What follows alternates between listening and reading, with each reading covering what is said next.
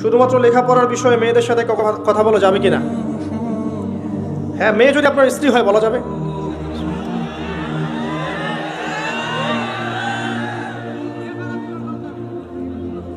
এই করতে করতে তো ঈমান চলে গেল। প্রথমে কথা বলবেন, নোট চেঞ্জ করবেন। আমরা কি ভার্সিটিতে পড়ি না মনে করছেন? নোট এক্সচেঞ্জ করবেন। তারপরে কি হয়? নোটটা বাসার সামনে আসে নিয়ে যাইস, এই যে বাসার সামনে যাওয়া শুরু হলো। তারপরে দাঁড়ায় থাকবেন দেখার জন্যে। তারপরে কোনো একদিন কফি খাইতে গেলেন।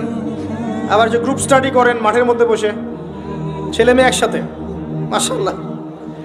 আবার দেখা যায় ছেলে টিচার মেয়েদের ব্যাচ পড়াচ্ছে, আবার দেখা যায় মেয়ে টিচার ছেলেদের ব্যাচ পড়াচ্ছে।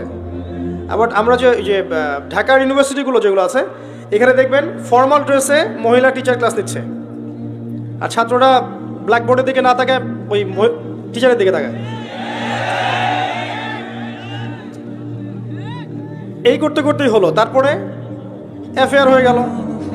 এক পর্যায়ে মনে করছেন পবিত্র প্রেম সম্পর্ক নাই, বিয়ে করবো এক সময়। বিয়ে করতে করতে জেনাও করে ফেললেন। দফায় দফায় জেনা হলো। পরে দেখলেন ব্রেকআপ হয়ে গেছে, ওর জায়গায় আপনি আমার জায়গায়। ওই মেয়ে যখন কারো সংসারে যাবে সেও সুখী না, আর আপনি যখন কাউরে বিয়ে করবেন আপনিও সুখী না। যদি তওবা করে আল্লাহর দিকে ফিরে আসে আলাদা বিষয়, তওবা করে যদি গুনাহ মাফ করে নিয়ে আসে আল্লাহর কাছে আলাদা বিষয়। আদারওয়াইজ এভাবেই যুব সমাজ ধ্বংস হচ্ছে। ছেলে বন্ধু পাতান, মেয়েরা মেয়ে বন্ধু থাকেন। আপনার মেয়েকে আপনি মেয়েদেরকে মেয়েদের স্কুলে পড়ান, মেয়েদের কলেজে পড়ান, আর ছেলেদেরকে ছেলেদের কলেজে দেন। এটা ভালো হবে ইনশাল্লাহ। মাদ্রাসাতেও সমস্যা আছে এরকম, শুধু স্কুল কলেজে না। কিন্তু অনেক সময় মাদ্রাসায় অঘটন ঘটছে না?